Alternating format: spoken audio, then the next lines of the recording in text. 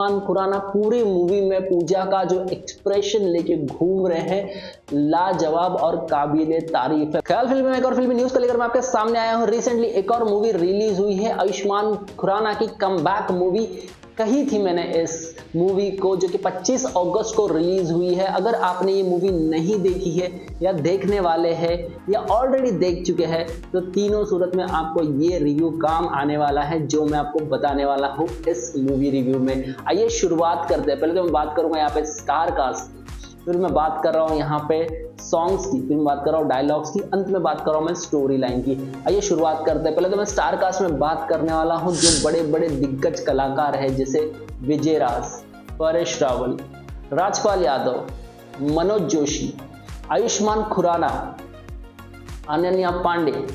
तो ये सब मिला के इतनी बड़ी फौज उन्होंने खड़ी की थी राज संदलिया ने, जो कि डायरेक्टर है इस मूवी के।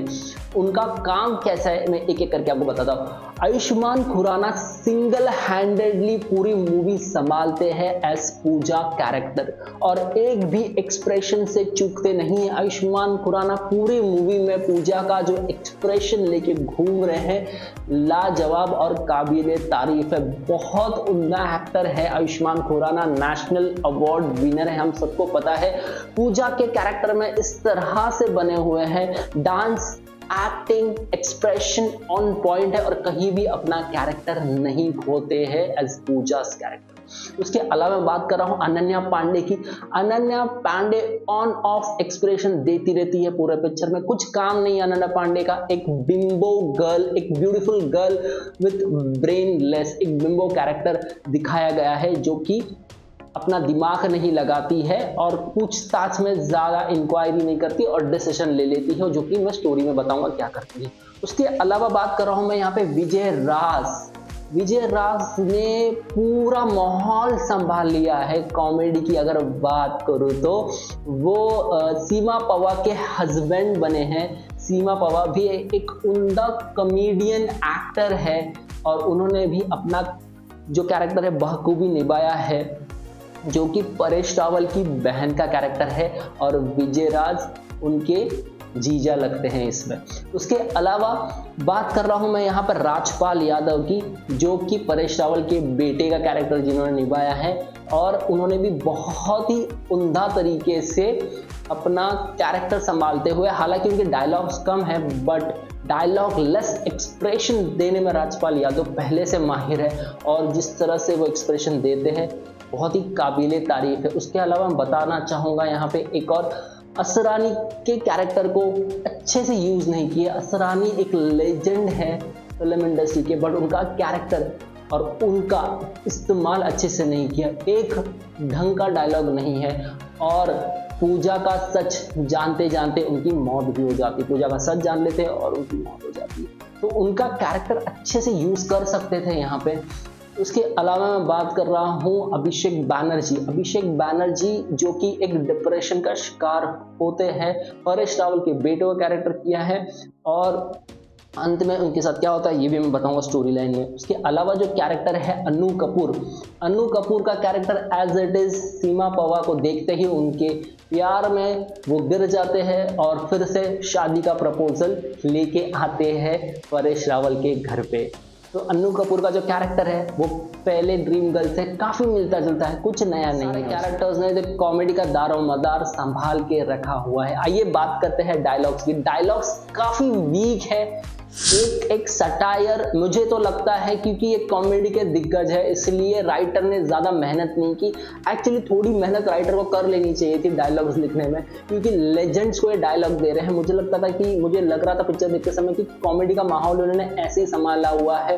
परेश रावल जी करते हैं राजपाल यादव से तो वो इम्प्रॉन्टो डायलॉग्स निकल जाते हैं। विजय राज का अपना अलग सा इम्प्रॉन्टो आ रहा है। मनोज जोशी जैसे उनका लिहाज है, ठीक है, उनका भी इस्तेमाल बहुत कम हुआ है। वो अनन्या पांडे के पिताजी का काम उन्होंने किया है पर उनके भी डायलॉग्स बिल्कुल भी नहीं है। तो डायलॉग में बहुत ही वीक पूरी मूवी मानी जा रही है और डायलॉग्स नहीं दिए गए हैं ऐसा लग रहा है। और जो कैरेक्टर्स है जैसे आसरानी, परेश रावल, राजपाल यादव, मनोज जोशी, इनका अच्छे से इस्तेमाल नहीं हो पाया क्योंकि डायलॉग्स ही नहीं हैं इतने अच्छे कि वो एक सटायर, एक इम्पैक्ट क्रिएट करे पूरे स्टोरी में।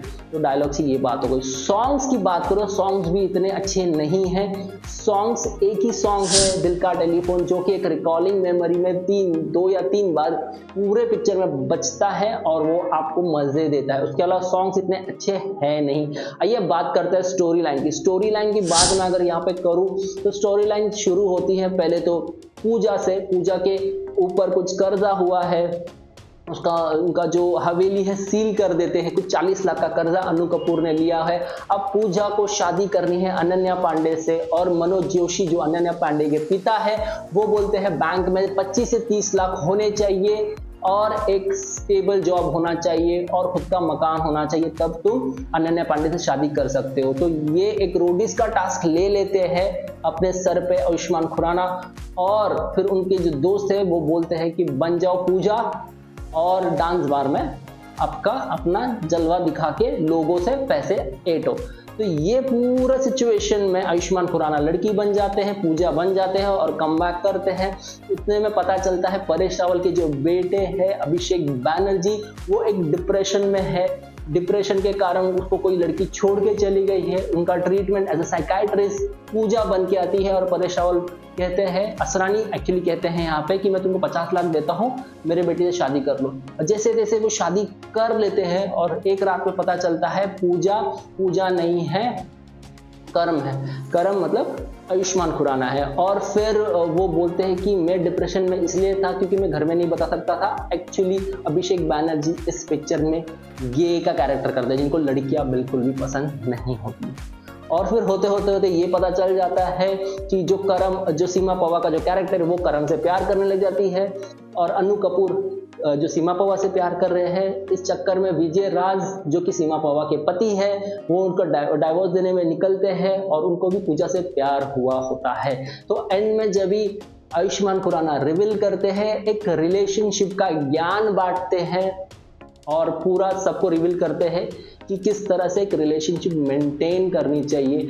हमें कुछ लगता है इसलिए रिएक्ट नहीं करने चाहिए, रिस्पॉन्ड करना चाहिए, सोची समझी रिलेशनशिप को आगे बढ़ने के लिए एक मौका देना चाहिए, ऐसा कहते हैं आयुष्मान खुराना एक मैसेज के साथ। तो ओवरऑल थोड़ी ठंडी लगी मुझे पिक्चर, वन टाइम वॉच है। जिस तरह से मैंने एक्सपेक्ट किया था, कॉमेडी का स्तर बहुत ही नीचे है। कॉमेडी का स्तर मतलब जो कैरेक्टर्स इन्होंने पिक्चर में ली है उनका इस्तेमाल ठीक से नहीं किया हुआ है पूरे पिक्चर में, मैंने देखा है। और ये वन टाइम वॉच, अगर आप जाना चाहते हैं थिएटर में जा सकते हैं, बहुत ही वन टाइम वॉच या ठंडी पिक्चर आपको लगेगी ये। और आपको कैसी लगी पिक्चर, अगर आपने देखी है तो प्लीज़ कमेंट करके मुझे बताइएगा। मेरे चैनल को देख रहे हैं, वीडियोस को देख रहे हैं, सब्सक्राइब जरूर कीजिएगा। अंत तक देख रहे हैं, धन्यवाद। इससे मुझे एनर्जी मिलेगी, मैं और कोई बेहतरीन वीडियो तब तक पहुंचाऊंगा। मेरा नाम अविनाश है, साइनिंग ऑफ।